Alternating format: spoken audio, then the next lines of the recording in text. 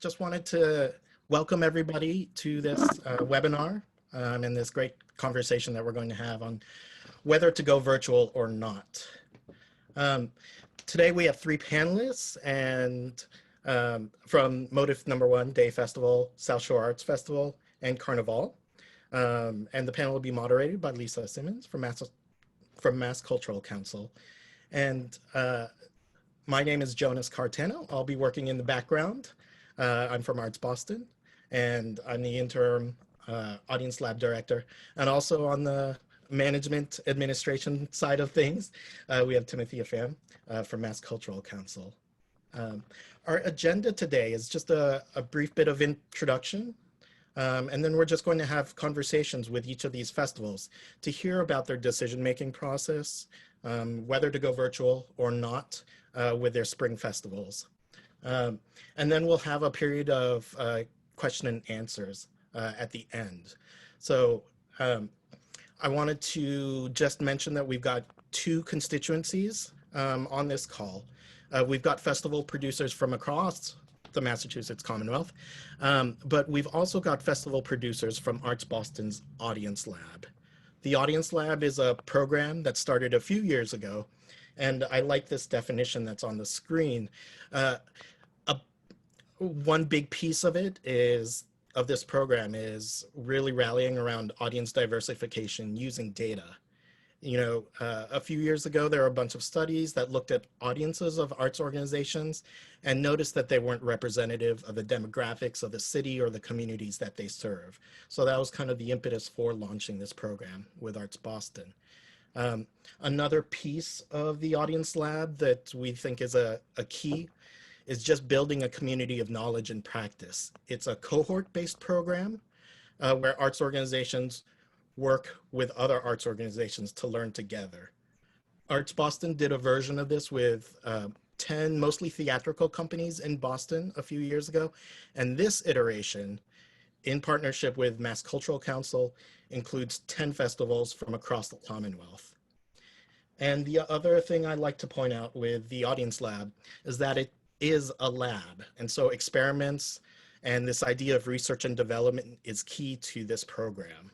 So we've got 10 festivals who have been together in this program since the fall, and many of them are in attendance today.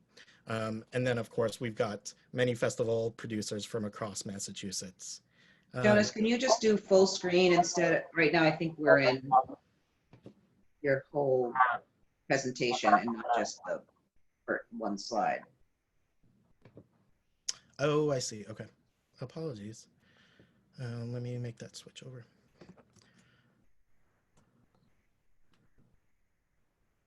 Okay. Great. Here, we'll do it a quick and easy way before. Great. Apologies. And let me do this one more time.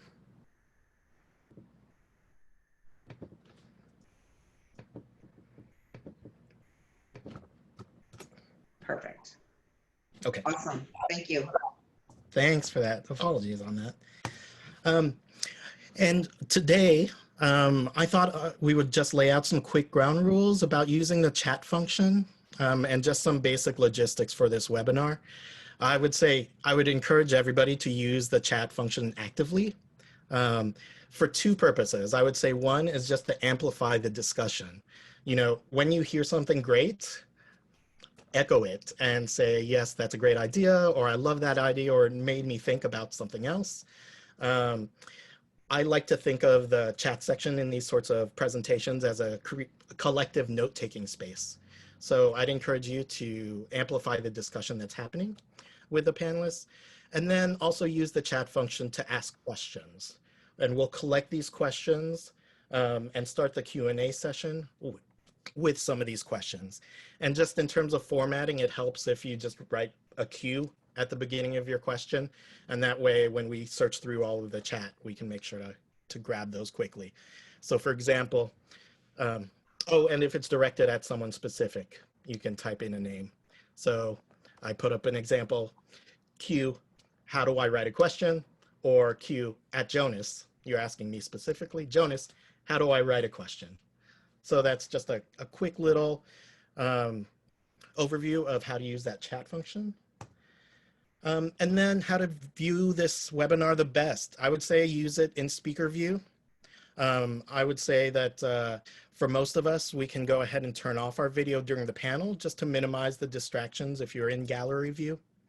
And then I would also just encourage you to rename yourself in this Zoom call and just, put your name and comma festival name. And that way we can see where you are from. And I think that might be helpful. That's what I have on the logistics side of things. And why don't I turn it over to Lisa? Great. Good afternoon, everyone. Thank you so much for being with us. We're really excited about this panel. We have been working, as Jonah said, with the Audience Lab for quite some time. And we're hoping, as we wrap up this Audience Lab, to have some really great tools and resources to share with all of the festivals that we support and fund in Massachusetts. And that's not only audience engagement, but it's also data collection and all that sort of stuff. So so we're really excited. The Mass Cultural Council Festival program started about 5 years ago because we really wanted to fund festivals and festival producers who are doing incredible work around community engagement in their communities. So we have funded over 225 festivals, and from something like the Lowell Folk Festival to a Strawberry Festival to art fairs and communities, which are so important because they are really the most connected community engagement platform that we see, and very much arts and culture related, which oftentimes people don't understand when they're going to a festival that that's what they're getting. So, so we can imagine a program that brings people together, that is really around joy and happiness, and then COVID happens, and we can't do that any longer. We can't meet with each other. We can't meet in large groups, and that's what we do as festival producers. And I say we because at the Mass Cultural Council, I run the festivals program, but I also run a festival. So I'm in the same boat as many of you, to go virtual or not to go virtual. So that's really why we wanted to pull this panel together and this discussion together, and let's have it really be a conversation, like Jonas says. We pulled in these folks who agreed to have these conversations, but I know many of you here also have either made that decision or are thinking about that decision, so we'd love to hear. So first, we'd like to, basically, we're going to hear from our folks who are panelists for, they're going to talk for about 10 minutes each and sort of tell us about their festival. Then we'll have some questions for them, and then we'll open it up and take your questions. But we really do want you to be participatory once we get to the question and answer phase. And we're hoping, when we get to the end of this, that we'll have some really good sort of advice and tips and conversation around what folks are doing and what we're going to be doing in the future. I mean, not everything now is set in stone. Things are changing on a daily basis, but we are in arts and culture, and we pivot, and that's what we do. And there's been some really cool stuff going around. So we also think of it as an opportunity to really think outside the box and be our creative selves. So with that, we're going to start with Sarah, who is with the Motif No. 1 Festival. Up in Rockport, a festival that really celebrates Rockport and has a number of different events that are going on at the same time, whether it's music and artists. This festival decided that they were going to go virtual and had to make some changes and pivot on that. And so we wanted Sarah to talk a little bit about that and the changes that they made. So Sarah is speaking to us from a farm, so her internet isn't great, but so she's going to just be talking to us on the phone. But we're so glad, Sarah, that you could be with us. And with that, I'm going to turn it over to you. I appreciate it, and I'm sorry. Thanks, Lisa. I really appreciate it, and I'm sorry that I can't join you via video, but I'm looking at a beautiful scene out here. I wish I could share it with you. And I also want to say thanks to the Mass Cultural Council, because part of our calculation and moving forward was the support we had from your organization. We had obviously secured the grant. You've supported us for many years. And when we approached you and mentioned, obviously with COVID, things are so different, and you said, we're going to, support you if, whatever decision you make. And that really helped to make us feel like we are part of something bigger in your organization. And so a brief history of the Motif Festival. It's an older festival in Rockport. It's been around for 50 years and was really designed, back in the 40s as a way to kick off the tourist season, which Rockport is tourist driven, as many towns in Massachusetts are. But it had kind of fallen on hard times. So our organization, a nonprofit called Rockport Exchange, took it on maybe about 10 years ago and tried to revitalize it and worked to really have local buy-in as well as make it an event that attracts visitors. So it's a little tricky to promote Motif number one day, or Motif one day as locals call it, because it's not inherently obvious what the festival is about. It celebrates the iconic fishing shack in Rockport that is the symbol of this town and sort of translates around the world, as the fishing shack has been photographed and painted for the last 100 years. The claim is it's the most photographed and painted building in the world. We don't know if that's absolutely true, but we're sticking with it. So we like to celebrate it, but you have to explain to everyone what this festival is all about. So in a sense, that makes going virtual even trickier, because there's just not an inherently obvious buy-in like there is with something labeled Arts Festival. But the building itself has kind of a three-part history. One is as a fishing shack, and then it was turned into an artist studio as Rockport became an artist colony in the early part of the 20th century. And then now it actually blew down in the blizzard of 78 and was rebuilt by the town, and now functions, although it's still storage for a fisherman, it functions primarily as a symbol. So we try to honor all of those elements in the festival. And obviously for locals, it's a point of pride. And, in a tourist town, many times people will feel sort of isolated from their own town because it feels like everything is geared toward visitors. And that can be a bit of an issue. So we really try to walk that line with this festival of getting local buy-in. But, with COVID, obviously you're not going to attract tourists. So what is the brief for moving forward with the festival? Because you can't get people physically in your town, you can't generate economic interest, all of those things that sort of get local business owners and local people excited about an event, they aren't there, those elements. But we did still have the sort of, I don't want to call it pride of place, or I guess a sense of place aspect to the festival that we could really still celebrate. And the other piece of a tourist destination is there are a lot of people from all over who do care about this place where only a fraction of us live. So we felt like it was justified in going forward with those two ideas in mind. One, to sort of give local people a way to celebrate during this difficult time, and also for people to be able to participate virtually who would not be able to come to Rockport. I'll talk briefly in the time I have about the programming element and then the economic element.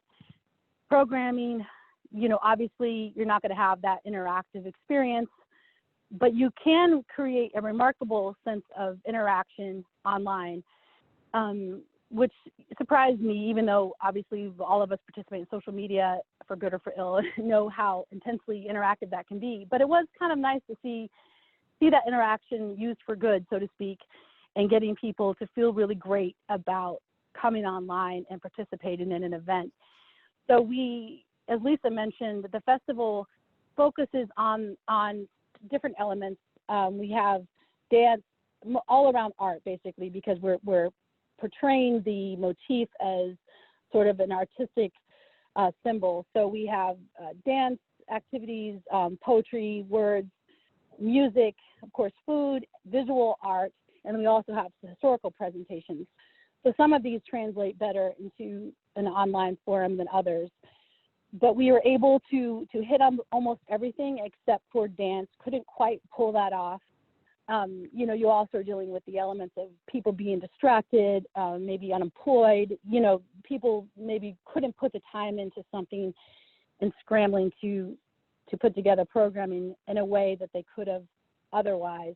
But we were able to hold a poetry reading, have poetry submissions.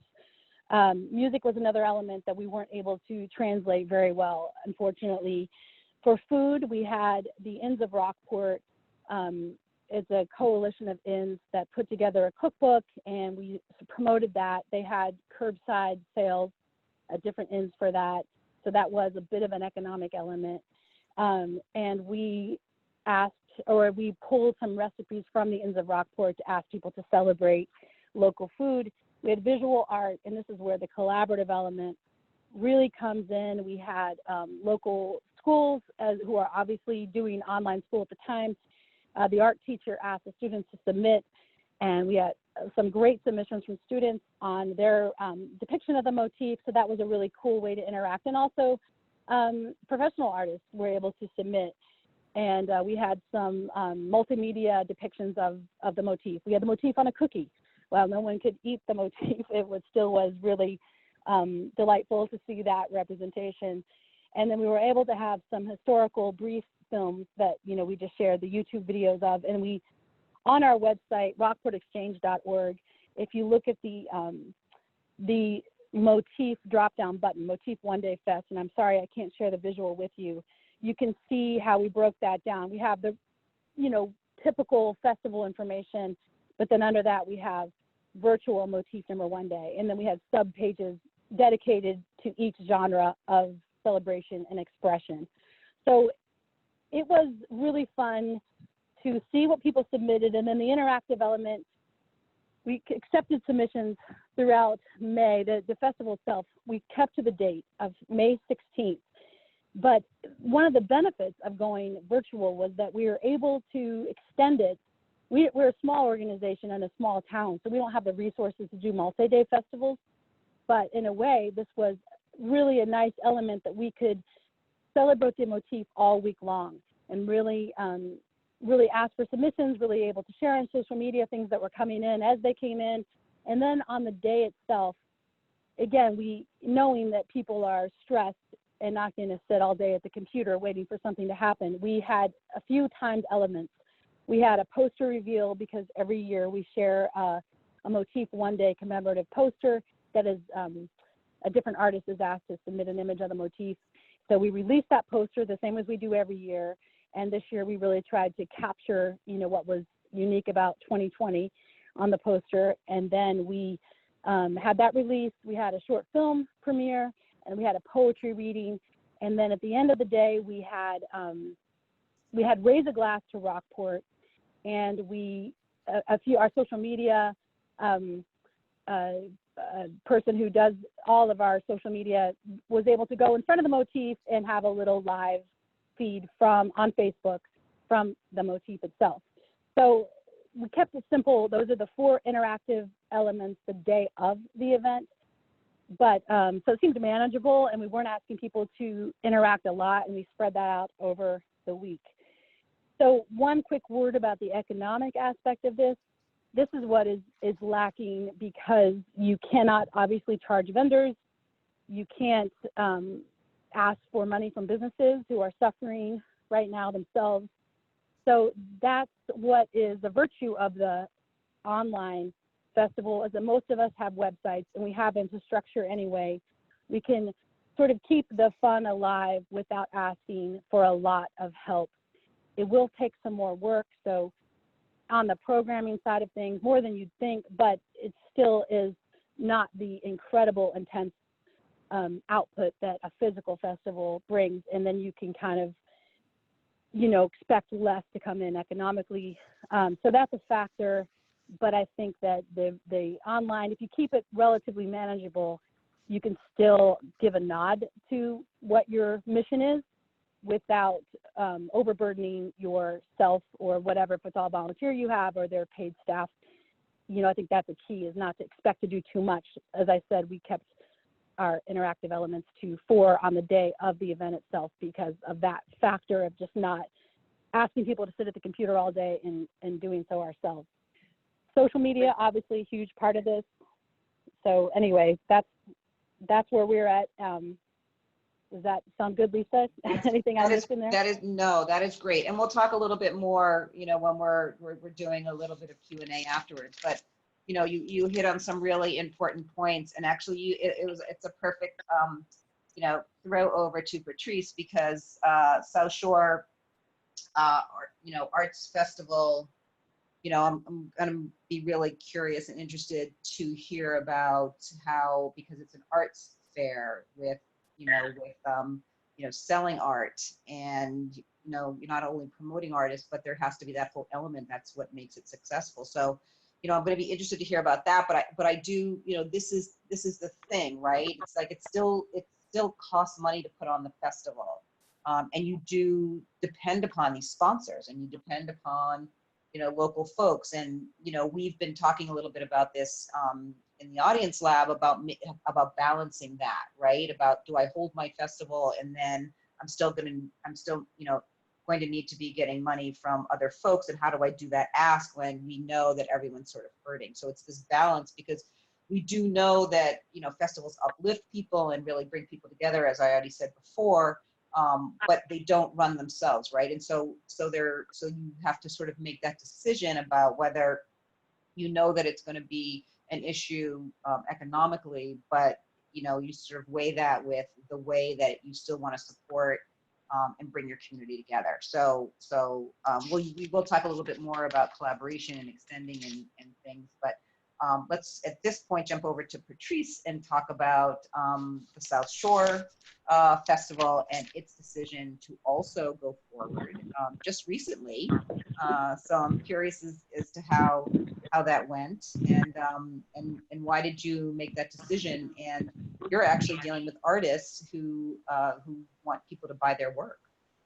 Yes, so thank you very much for inviting me to be part of the panel. What I'm going to say is actually going to echo a lot of what Sarah just said, and I'm going to actually share my screen at this moment. Let's see if you guys can see that. And I will make this large, as we learned before. Oh, there you go. First of all, I wanted to, as Sarah said, I wanted to thank MCC and the local cultural councils for maintaining funding, because again, as Sarah said, that was a huge part of our ability to continue doing this. So Sasha Art Center, this would have been our 65th anniversary. I'm going to get into that in a second, but basically what our festival is it's got some pictures here. I call it an annual 3-day art immersion, because yes, it's visual arts, but we also have nonstop performing artists on our soundstage. We have a kids tent that has maker activities. And we also have our big gala, which is our kickoff to festival. And, but the biggest part of festival, which is why it was such a kick in the pants for us to cancel it, is that our entire organization, South Shore Art Center, is an outgrowth of our festival. So our festival is really sort of a creative placemaking moment in the making. Before anybody used that term 65 years ago, there were 2 local artists. They were plein air painting, and they hung clotheslines up in the common, and they had little clothespins holding up the artwork, and locals came through and loved it. And every year after that, for 65 years, we've had this festival. It's grown into something much bigger than that. But it also created this demand for art lessons and for other art experiences, and for a community art center, and that's how we sort of evolved. And so now, so last year was our 64th. We had 14,000 people over the 3 days. We have, I call it an art village. We have 90 to 100 craft exhibitors. They go through a jury process, and we just have them lining the common, and you know, booth after booth after booth of incredible crafts and fine art. We also have about 50 performing artists over the course of the 3 days, and we have 25 hospitality partners, so that you can spend your whole weekend there. You can eat, you can dance, you can experience art, and you can buy art. But we had to cancel it. And this would have been our 65th anniversary. It would have been at festival. So that was devastating of itself. But economically, the festival represents 1/3 of our income, and our preview, what we call our festival preview, is our annual gala, and that's 1/4 of our income. So a lot of the income that we get around festival is really targeted towards that event, and it's all through sponsorship. So it hurt us economically and it hurt us emotionally, but as Lisa was indicating, it also hurt our artists and our artisans. Because, we sell 50 to 100 pieces of art over the course of 3 days. And it's usually like most of the sales are in the last couple of hours. I call it an art frenzy. It gets really crazy. People are like, we're just there like processing credit cards with big smiles on our faces. And, but it's, you know, that art village that I talked about, the 100 artisans are there and they rely on that weekend's worth of income, the sales and the commissions they make during that time. So we wanted to know how we could continue to honor that. It felt like going virtual was really the only solution that we had. And so I'm calling this the first and hopefully only online social arts festival. And Lisa, when I first responded to you, we were supposed to have it last weekend because we always have it. It's always Father's Day weekend, always. And we couldn't get it together in time to make that. So we postponed it for a week because when you're doing this, there's so many things to reconfigure. I mean, it took us, I'll get to that again in a second, but what we wanted to do is we wanted to honor our festival. We wanted to honor our artists and really have that platform for showcasing and selling art because they really look forward to it. We had so many people saying, you're gonna have the festival, right? You're gonna have the festival. I was like, well, I don't have a vaccine, so I don't really know what to tell you. But what we did want to do is make sure that we had the art and that we activated it. So we had to reconfigure it. We delayed it, but what delaying it by 1 week allowed us to do is to very thoughtfully have an online art submittal process. So we already had a relationship with Smarter Entry for our national jury shows. So typically what we have is we have like an onslaught of people bringing work here. We have a 3-person panel. We bring the work up to them and it gets juried in that way. We couldn't do that this year. So we had one juror select the works for the juried show. And then the other component, why it's so important that we move forward, the Art Center has 2 opportunities every year for every single one of our members to have a work shown in a show. And one is our Blue Ribbon Show and one is our member show at festival. So this was going to allow every single one of our members to have that opportunity.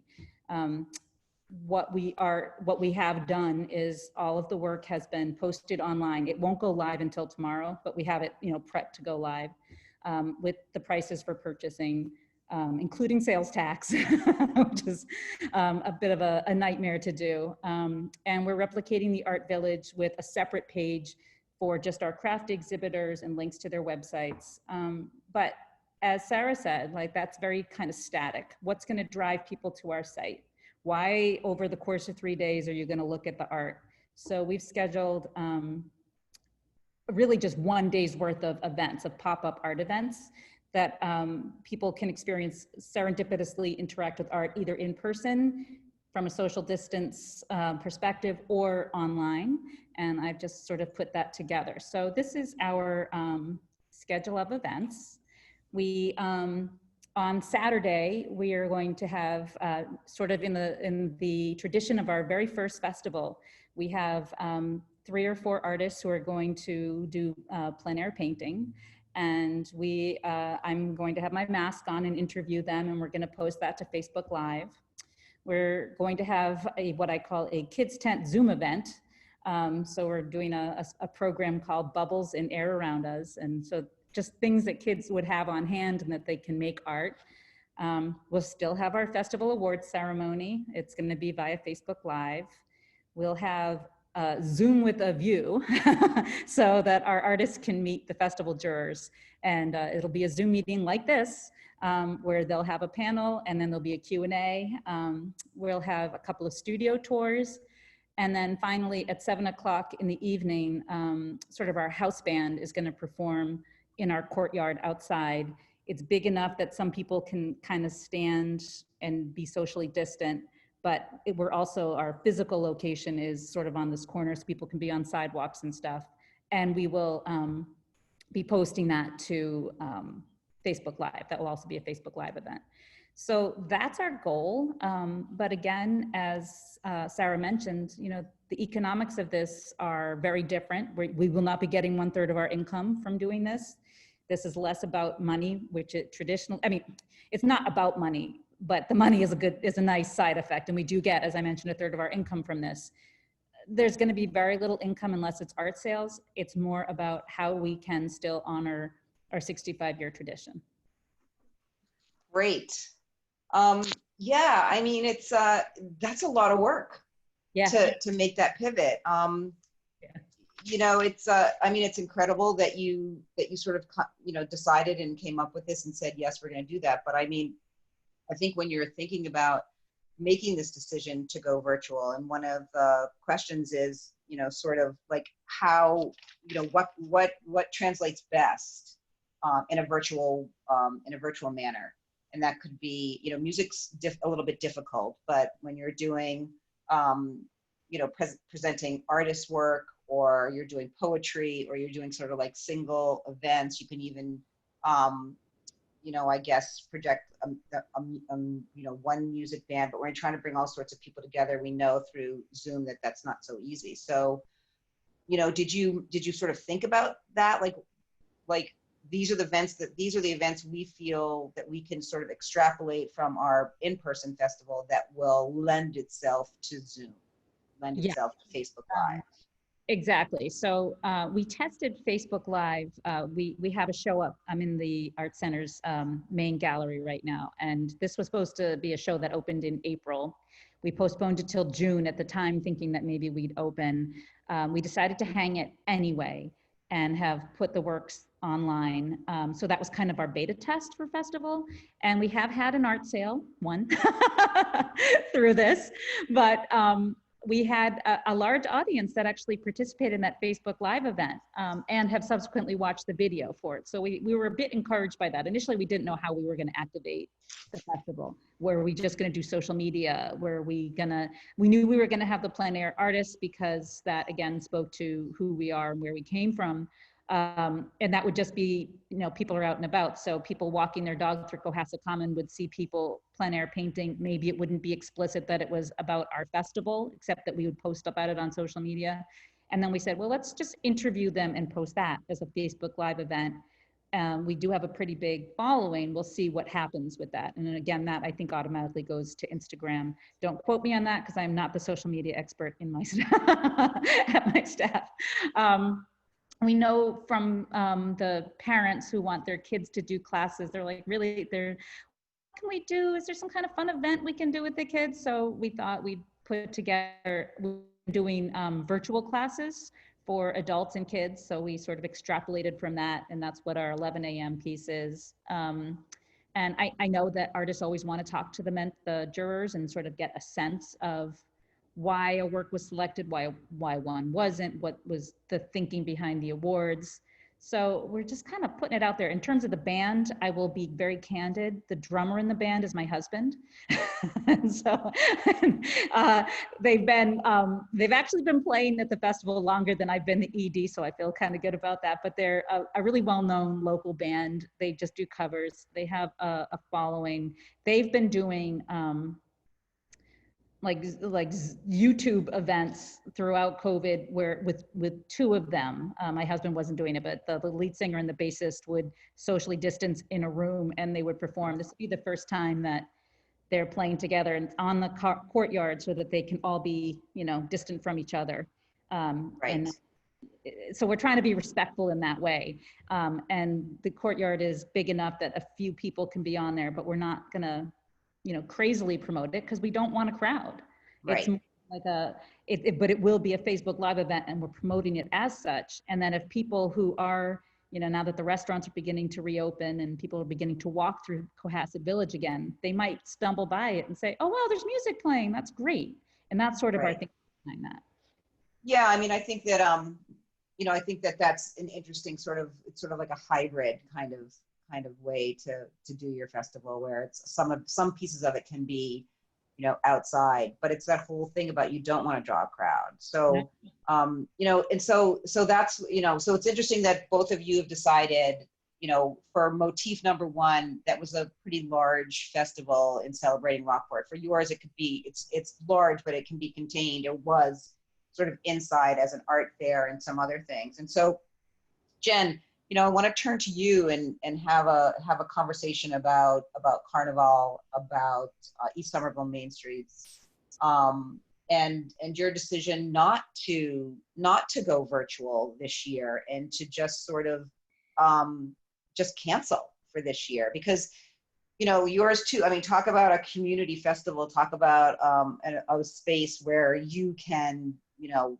meet everybody, and it was, you know, that you really felt like that you were going to be able to have that opportunity to do that for folks. So, you know, a lot of folks are facing the same issue of, you know, look at, I mean, this is beautiful. And so can you, it'll happen again. Yeah. But can you talk about that decision? Because, you know, I guess you could have gone virtual. Yeah, we, in the original planning, we were thinking maybe we could try to make it work virtual, but I can talk a little bit more about why we ended up deciding not to. But I did want to kind of like preface the conversation a little bit about like what we are and what we do. Yes. So our community of East Somerville is the poorest but most diverse neighborhood in Somerville, and it has a very large immigrant population from El Salvador, Brazil, Haiti, from other countries, but those are the three largest distinct groups. And we're also working on a cultural district designation for the neighborhood as well. So we have these fantastic murals, which you can see, that make up part of our district. But as an organization, East Somerville Main Streets is not an arts organization. And I think that's kind of an important factor into this decision that we made. So our primary mission is economic development, or what some people consider community development. But we use like a creative approach through technical assistance, public events, and placemaking, including like public art like this. So the festival itself, this would have been our 11th year.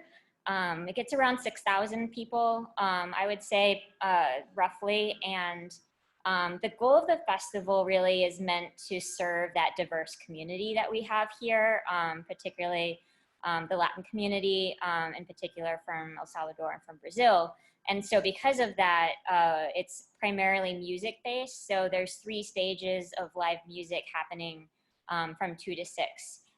Additionally, we have other performers and artists. We have, as you can see in the photos here, like an artist from Circus Arts, which is a local arts group. We have parkour, stilt walking, loose soccer is happening. We have a dunk tank. You can see there's a Brazilian capoeira group performing last year.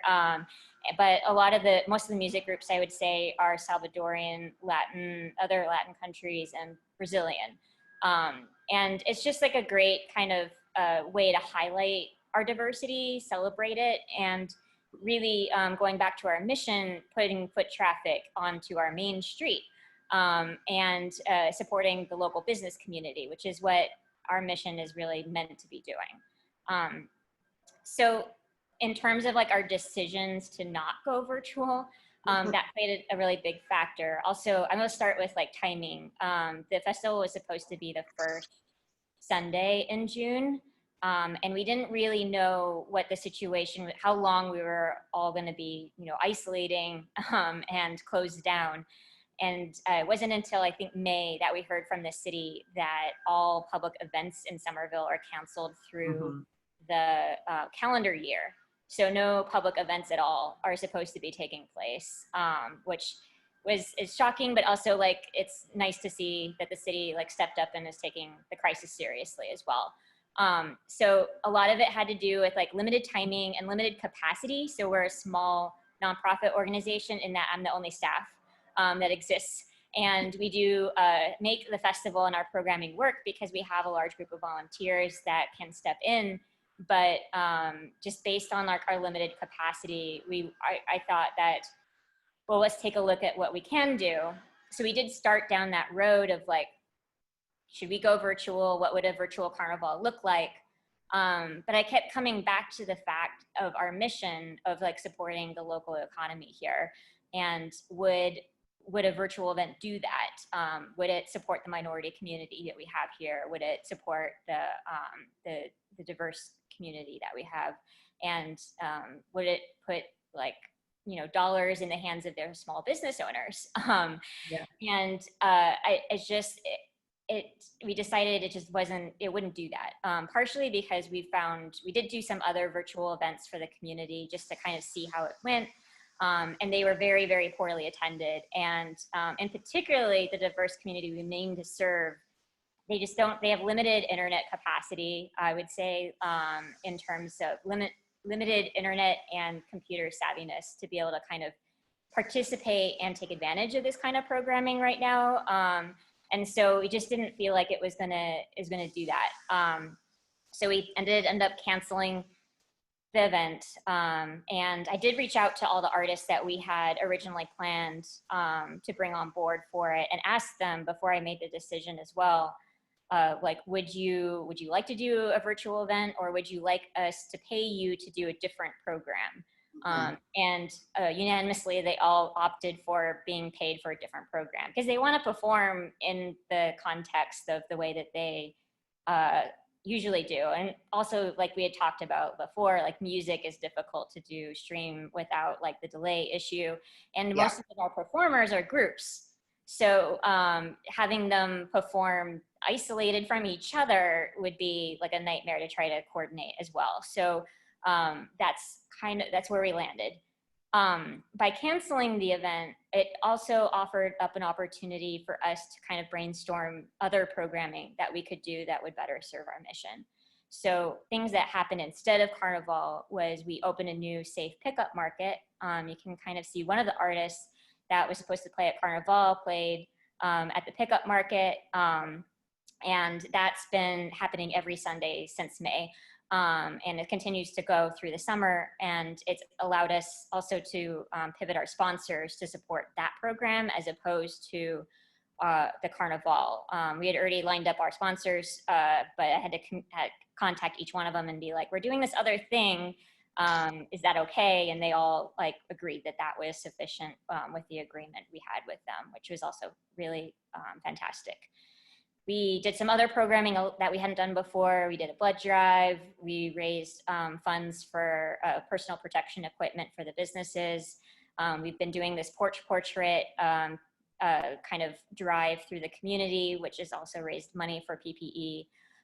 And we've been able to put more of our time towards assisting the businesses through this crisis. So we've been able to connect businesses with financial and legal aid, and we've been able to help them like submit their applications through the city to be able to reopen as well. So that's been huge to making sure our business district is able to come back after everything that's happened. And so those are the three things I just wanted to mention about what all kind of factored into this decision to cancel.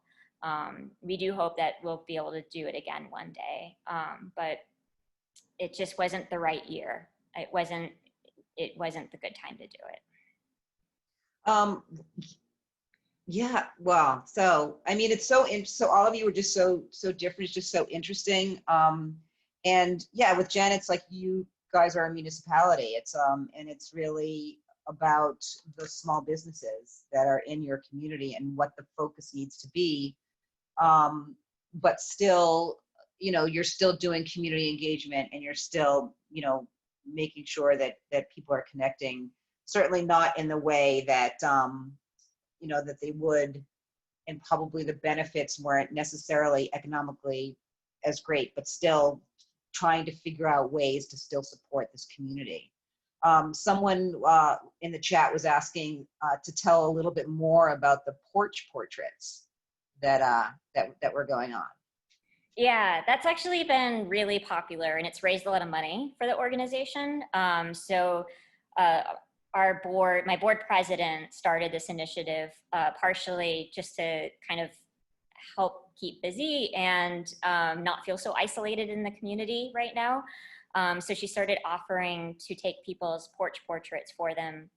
And we had so many requests from people that we brought on more photographers, and now there's a whole process to request porch portraits from us, and then we provide them and we ask for a donation in exchange, and we use the money from that donation to purchase PPE for the local businesses. Wow. Yeah, we've raised, I would say, around $3,000 in the past month doing that, which was pretty awesome, I think. No, that's incredible. And that's just sort of like figuring out ways that you can best support, to best support your communities.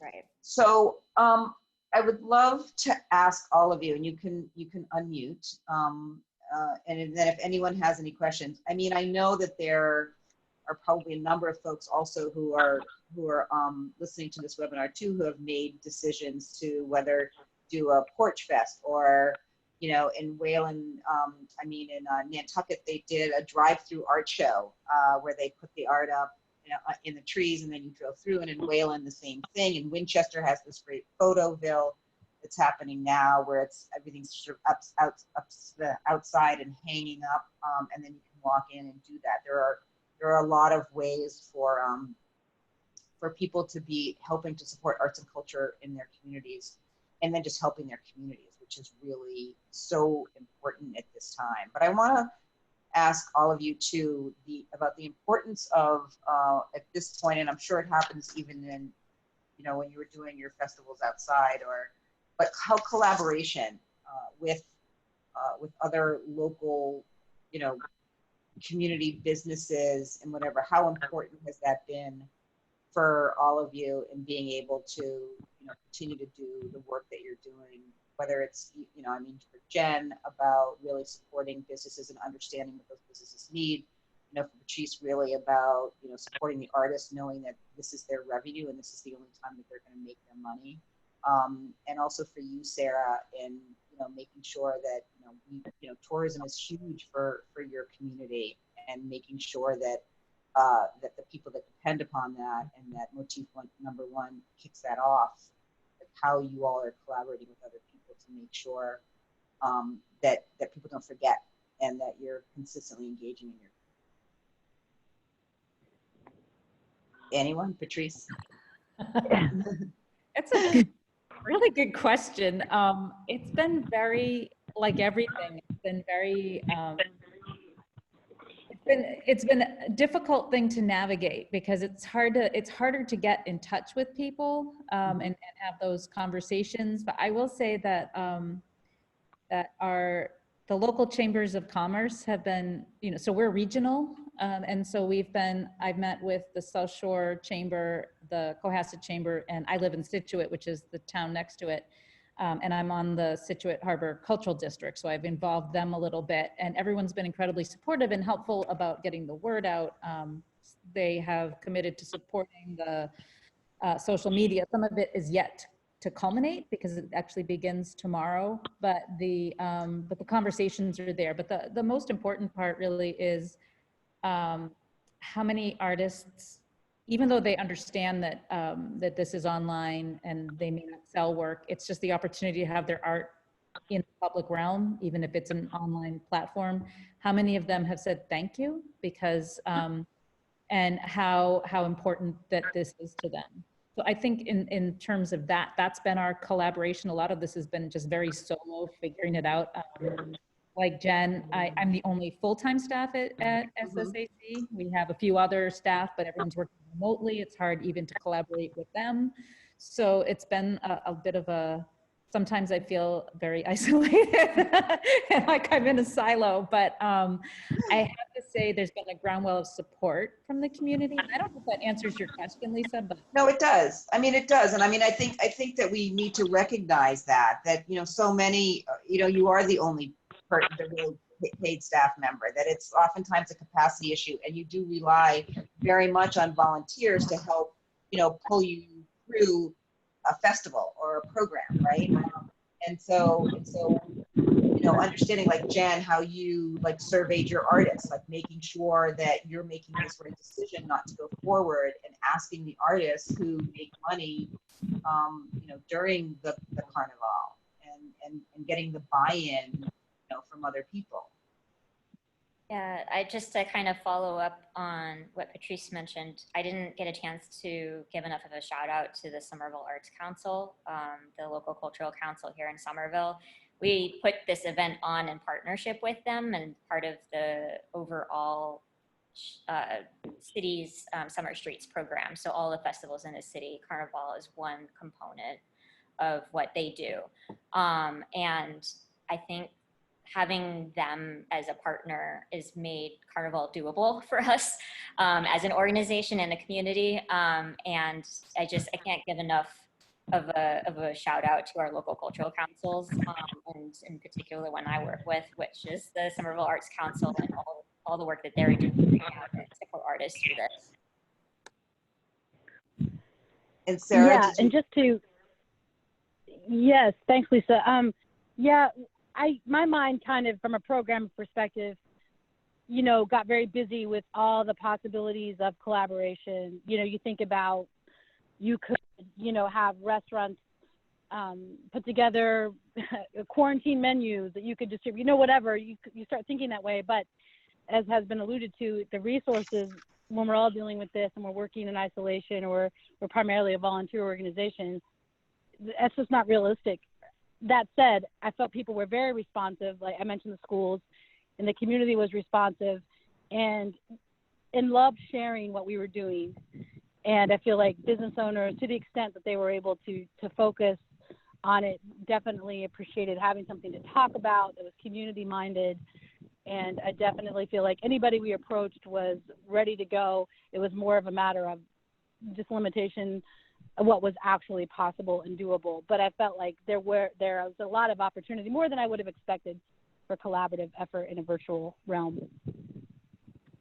Yeah, and someone's asking also about, when you were just talking about resources, it's, that's also something that's just going to stop you from going forward if you're not necessarily tech savvy, but that you want to do something like this. If you, sought out resources, Patrice and Sarah, who decided to go forward, like what were some of the best things that you found that helped you make this decision, whether it was Facebook Live and being, and do you need to be tech savvy? Are there easier ways to say, we're just going to do this and we're going to go Facebook Live, or we're going to do it by Zoom? Are there any tips that you can sort of like share on maybe what you used? Like Sarah was gonna. Sarah? Oh, sorry. I thought Patrice, because I was so intrigued by your Zoom with a view. I love that so much. I'm like, oh my gosh, I think you should go first. But yeah, as far as resources, we my colleague Robyn and I both can handle the website in a minor way. So we were able to sort of build web pages that worked. I mean, you're right. That's a huge barrier to entry if you're not comfortable doing that. And there's no way you're going to pay somebody with a lot of expertise to sit and build web pages for you if you're just an average organization. So having that in-house sort of made a big difference. And then, of course, social media like Facebook Live, as you mentioned, and then Instagram, and the ability to interact on the built-in platforms that we're already using. But again, you have to have people that are comfortable with that. And if that's not the case with the organization, I think it would be a huge barrier to try to move forward with anything virtual. I mean, by the time you learned how to do it, your festival date would have come and gone. As ours did. We just knew, like, it wasn't even really up for discussion. I knew that we were going to do it. And I was going to figure it out. So I tend to do that sometimes. I was just like, we have to do it. We'll figure it out. But you're absolutely right, Sarah. I had some infrastructure in place. So I'm the only full-time staff person, but we do have some other part-time, and we do have one of our part-time staff persons is our graphic designer / web designer. So I knew that I had that support in place. And my another part-time person is my operations director, who also has a degree in marketing, and she leads our social media efforts. So I don't have to worry about that. Like I'll say, this is what I once said, and even with Facebook Live, when I said, I think we should do a Facebook Live opening for our next gallery opening. And she said, okay, how do you want to do that? I said, I don't know. And she figured it out and we did it. And so I knew that I could rely on that. So I guess if we want to talk about collaboration, I have an amazing support system at Sasha Art Center that allowed this to happen. I sort of come up with the ideas and I say, I want this to happen, and they have brought that to fruition. But yeah, I didn't know how it was going to happen, but I was going to make darn sure that we were going to have an online festival. Right. I mean, I think that, yeah, exactly. And I just want to say, you know, to sort of talk to Jen just a little bit about this, and for all of you too, you know, it's not necessarily, you know, like we're going to make a lot of money and we're going to do the same thing that we did last time, but the way sort of, Jen, that you sort of pivoted, not necessarily in the arts and culture realm, but there are so many things going on, whether it's from, you know, food insecurity or understanding your community and what those community needs are, and trying to figure out how you can use that money that you might have had to do a festival, but to point it sort of inward. So I think that that's also an option, you know, and same with you, Patrice, as far as like giving artists, you know, the opportunity to do this. So yeah, I mean, Jen, I think that that's a really interesting way. Yeah. I mean, I guess I would tell people to like not necessarily feel like they have to do what they've always done. Like this kind of environment creates an opportunity to be really creative and do something totally different. Like if you're doing, you know, if you're trying to make it look exactly the same, that may not work for you. Like try to, you know, maybe you just don't have the festival, but do something that meets the goal, or support the artists, or do something else that will work and achieve your goal. Like that's the opportunity. I mean, it's horrible to make an opportunity to have a crisis, but that's what you have to do. And so that's what I would maybe tell people to kind of consider. Just this is the time for out of the box thinking. Right. No, exactly. I know we have a couple of other questions. I think we have another like 15 minutes. But one of the ones, and this is a question that I was thinking about too, was, you know, one of the things about going online is, in a sense, you're more accessible. In a sense, you're reaching a wider audience, especially if you're doing your social media and you're getting it out there, and people who might not have been able to make it to your particular spaces can now engage online. Did you see that happening, Patrice and Sarah? Well, mine hasn't happened yet, but what I have seen, Right. yeah, but what I have seen that has happened for our virtual classes and for the Facebook Live event I had a few weeks ago.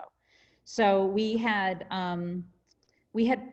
for example, we've had people taking classes from New Mexico, like, like as far away as New Mexico, and we had one from California and a few in the Midwest, which never could happen before. So Right. that's really fascinating to me. And that was really driven by the teachers, the instructors themselves, because they were in their network and people that were interested in learning from them. But still, it was a great opportunity for us. They learned about us. In terms of the Facebook Live, the same thing. It was more of our local community, but people who may have had a conflict before or don't traditionally come to our gallery openings. We had a pretty robust crowd there that night, you know, on Facebook Live. So I found that very interesting. And I have seen some artwork selling. Again, it's really driven by the artists. So if we're pushing it, but then, you know, there's an artist that has a solo show in a satellite site, and she just sold 2 paintings this morning, because her show's going to end in a couple weeks when the library reopens, which is where it is. And she's pushing those sales, and God love her. I mean, she's, which is great. I mean, that's great. That's what she should be doing. So we're telling artists, this is what you should be doing to activate the festival. If you have friends and family, have them go online, have them look at your piece, admire it that you're there, and, you know, maybe buy it. Right. Sarah, do you want to add anything to that? It's a Facebook Live. The last event of our festival, which was this raise a glass to Rockport and sort of, you know, cocktail hour kind of thing, if people do that anymore. But people joined in Facebook Live from all over who had some sort of connection with Rockport and wanted to participate. And, you know, it made me think that we should include some element when this is over. Hopefully it will be, we should include an element in all festivals going forward, just one element that's like that can bring in people who otherwise can't attend. So it was successful to that degree.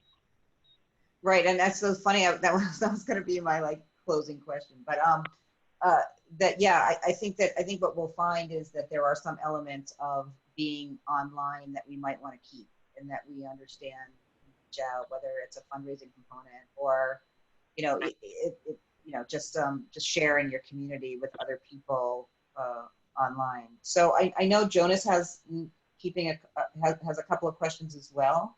So Jonas, do you want to put those out there?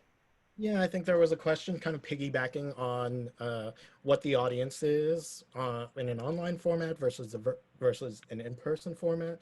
And there was just a quick question, a little more clarification around, did your plans for audience goals change when you switched to a virtual format? So either like number of people or numbers desired, the ways that you engaged, did you change from the in-person format to the virtual format?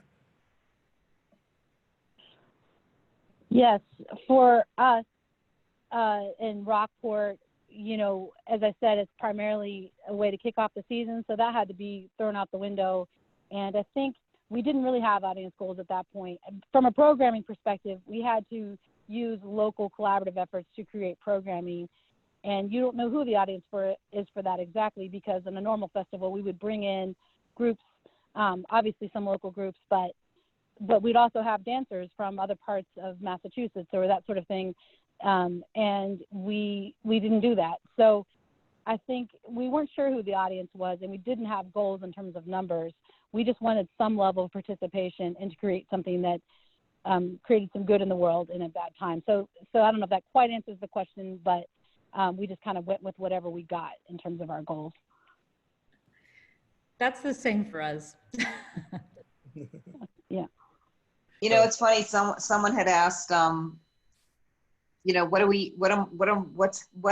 my festival's 6 months away, and we're planning virtual, but what happens if things open up, right? I mean, I think for all of us, I mean, I know, so for the festival that I run, which is a film festival, faced with the same issue that, you know, you're going to go virtual, but what happens if theaters open up or whatever?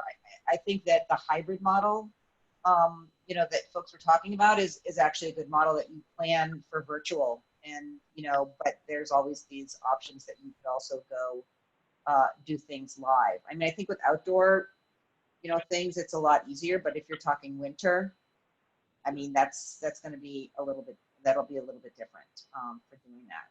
Jen?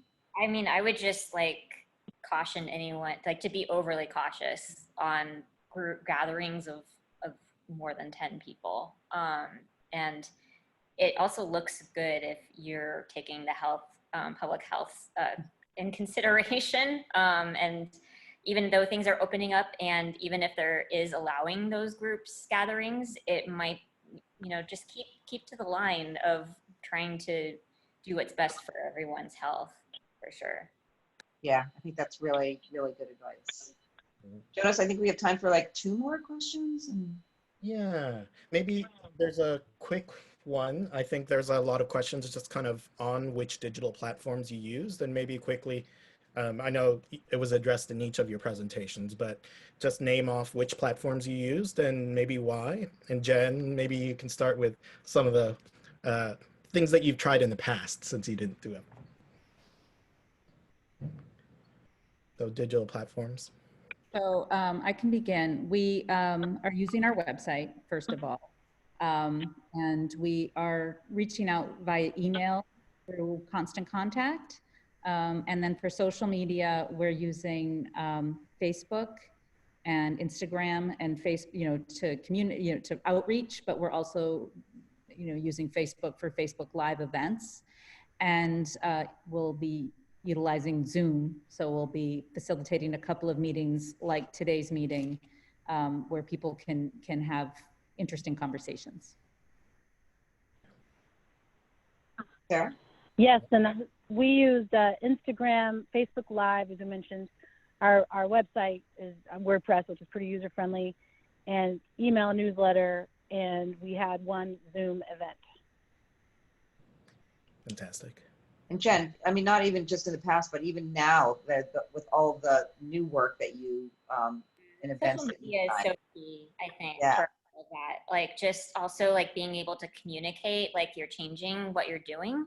I think especially because like festivals and public events are so public facing that people know us by that work. So a lot of the work that we're doing now is more like not introspective, but like one-on-one with the businesses, and it's not necessarily something that people know that we're doing. And so I found that social media has become more and more important to be able to tell the story of the work that we're actually being able, like what is the impact that we're having. And so now it's like trying to capture like moments of technical assistance that we're providing, or the pickup market, we have to help the vendors kind of coordinate their online ordering systems, which is all like PayPal and Venmo, and those are like the two big ones. I think that a lot of them are using for ordering and sales platforms, which I think is also useful to know, because if you're doing art sales, they probably also, like, some people have never done online sales before. So how do you convert your process to an online platform? And I hope that answers that question. It does. I mean, I'm curious, when you were talking about impact, and, I mean, we talk a lot in the audience lab, but also in the applications and the festival application for Mass Cultural Council, one of the big things is collecting data, and, understand how important that is. And Jen, I know you love data. And so how are you doing that right now? Are you doing it through likes on Facebook, or, because I think that this is really, really important as we go forward and virtual becomes something that we need to track. Yeah. So I'm gonna throw it to you first. For just like the programs that we started doing, we're doing surveying with Google Forms and SurveyMonkey. We do customer surveys, vendor surveys, and we issue them in paper that people can take home and then bring and submit to us. They win a gift card, for example, and then also like online through our newsletter as well. They can do it that way. And then I should let other people speak. No, go ahead. No, it's okay. Patrice? We're also, we're behind the 8 ball in terms of survey. When I took over, it was a very aging organization, and it showed with our very paper heavy systems. So I've been trying to, that's been a big part of our pivot during COVID. So we're in the process of developing a survey instrument, but we don't have that yet. One of the ways we collect data, though, and particularly in the last 3 months, has been looking at our constant contact, our email opens, looking at Facebook, the numbers of visitors or unique visitors to our site, and to our Facebook page and our Instagram, and the response to individual posts and participation in events like the Facebook Live events. So those are some of the ways that we're telling our story right now. Great.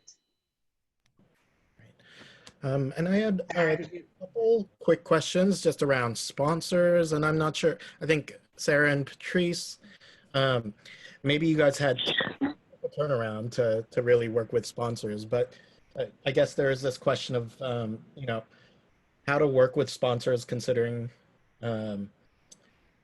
it's an online space. What did you do? How did you work with your sponsors? Did you attract new sponsors when you shifted?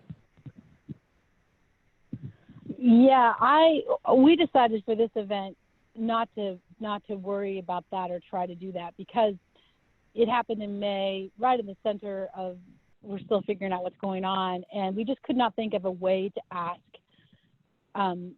for sponsorships that wasn't insensitive for our part at that point.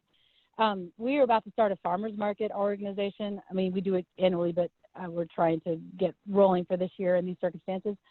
So we have in-kind sponsors for that, which is mostly donating the use of a space that so we can social distance and that sort of thing.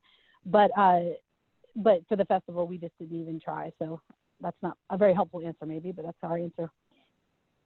No, I mean, I think it's important. I think that's important that, you know, we were talking about that. And so you have to make this, you have to balance this with, you know, asking for money, you know, at a time when we know people are really hurting, but yet also wanting to create something for the community to come together. So I think that's right. I think that, you know, I think you answered that well. Patrice? Yeah, our response is very similar. We typically get about $100,000 in sponsorship, corporate sponsorship for the festival. At the time that COVID, and a lot of people, of course, pledge sort of at the end, they hold off, and we get most of our pledges in April. So we begin our ask in the fall, we get some pledges around the holidays, and then usually we do our third ask in April, and that's when the money comes in because they have to commit by May 1st to get their ad in the program. So as at the time of COVID, we had maybe 25,000, I can't remember. And we have another 15,000 in pledges, another 5 have come in, another 10,000 I know will come in because they're board members. So we'll have about 40,000. But we didn't ask the other people that were outstanding. We know that everybody's hurting. You know, particularly our hospitality sponsors, I wasn't touching that because they are suffering. So it was more that we just wanted to do this anyway, and we were going to figure it out. And another way that we are looking at sort of securing money is every Facebook post and event is an opportunity to donate. There's the Facebook donate button. And we have had some minor success with that. And on Sunday, the last day of the festival, will double as an appeal day for me. I'm still writing it because that's how I do things. But the goal is to have that go out in an e-blast appeal on the Sunday that talks about the success, and just it's going to be, you know, to see what kind of community response we can get. But we're looking at this as more of a community benefit than a fundraiser. Right. Yeah, and I think that that's important. One of our festivals from the Audience Lab, I think did a really cool thing, and that was to highlight their sponsors on their Facebook pages. So like every week they would highlight, because they couldn't have the festival, but they wanted everyone to understand that these were the sponsors that supported them. And so they, you know, supported them by doing social media and promoting and highlighting them each week. So that's another way to help support sponsors through doing that through social media.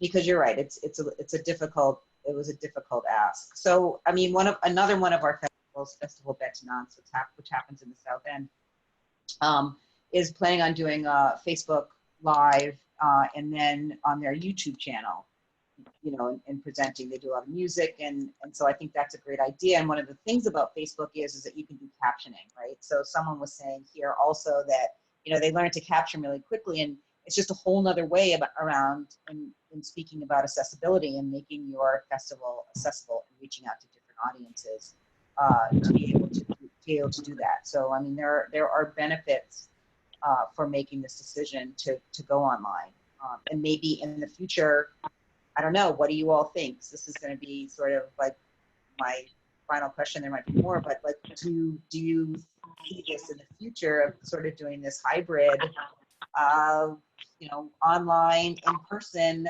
thing in the next year when you go to plan your festivals for next year? Who wants to start? Jen?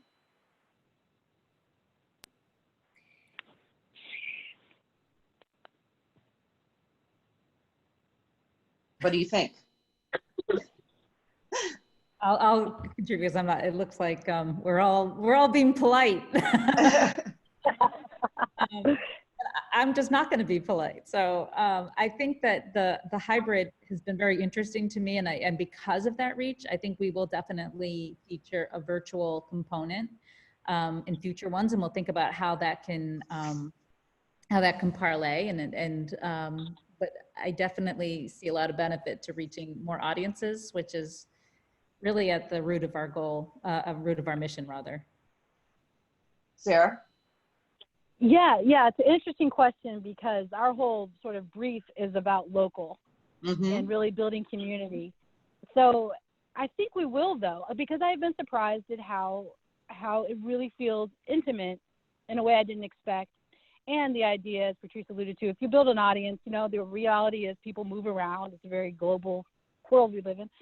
And so we'd like to add or keep some of those elements while not losing our sense of mission about building a sense of place. So that'll be interesting to see if we can pull that off. I think similar to like Sarah, because it's so locally focused, that's also kind of where we run into, like when we were doing test virtual events, we found that the only audience were people outside the community and not the community we were aiming to serve. And so it just didn't feel quite right to us to be able to do that. However, we've been able to do, I think in going forward, it's just going to be different. Like no matter what, it's not going to look the same. It's not going to be the same carnival it always has been. I don't know what I can say it's going to end up looking like next year. I mean, hopefully we'll be able to do something and we'll have more time to plan for something that has the impact that we're looking to have. But I think just kind of people should recognize that all the work is going to be different from here on out. This isn't going to go away in like a month, 6 months, 12 months. So just kind of be prepared for that. Right. No, I think you're absolutely right. I think that's a really great way to look at it, because it's true. It's not like this is, you know, next year we're going to be doing the exact same thing. I think that everyone who does this kind of work, you know, needs to be thinking, you know, what changes do I need to make, or what's interesting and what's creative and how can we do that? And so, you know, as working with the Audience Lab, and, you know, thank you so much, all of you, for being on this panel. People got a lot out of it, a lot of really good tips. We're gonna sort of pull all of this information together and create a resource guide for folks going forward who are planning, whether it's virtual or in person. And so anything that you can send to us about things that you're doing, and that means people who are listening as well, you know, things that have worked for you, whether it's Facebook Premiere and things like that, because I think that people are really sort of, you know, understanding that. You're right, Jen, that this is not going away necessarily, but we still need to get together. We still need to come together as a community and feel joy, and festivals do that. And so, you know, as producers, you know, we need to figure out what the best and safest way is for us to be able to do that. So again, Sarah, Patrice, Jen, thank you so much for being part of this. Jonas, did you have anything else you wanted to add before we sign off? No, I don't think so. I'm happy to stay on for another 5 minutes or so, see if there are other questions that I can address. But I think I just wanted to thank the panelists and Lisa, our moderator, for a great conversation. The question and answers and the chat have been pretty active. And so it seems as though a lot of people are really thinking about this subject deeply. And there are a lot of folks who are planning for fall and winter as well. So I think the conversation has been really helpful. Thank you all very, very much. And one other thing, so someone was asking, you know, when you're doing these online events or something, do you have someone, you know, sort of handling the chat? And I'm gonna say yes. Yes, you need 2 people or even 3 people to be able to, for the moderator can look at them and go forth, but it's always great if someone's monitoring that chat. So that's great. Sounds good. Well, I'll hang. Well, good luck, Patrice, for next weekend. I'm sure it's going to be fabulous. Jen, I mean, thank you so much for you know, talking about how you sort of pivoted and really helping to support the community, because I do know for our local cultural councils, as well as festivals, people are trying to think about how they can help support their community. You know, anything from, you know, food insecurity to helping to support, you know, economic, you know, development issues that are going on in there. So thank you for providing that information. Great. Thank you, everybody. All right, take care, everyone. Thank you. Thank you.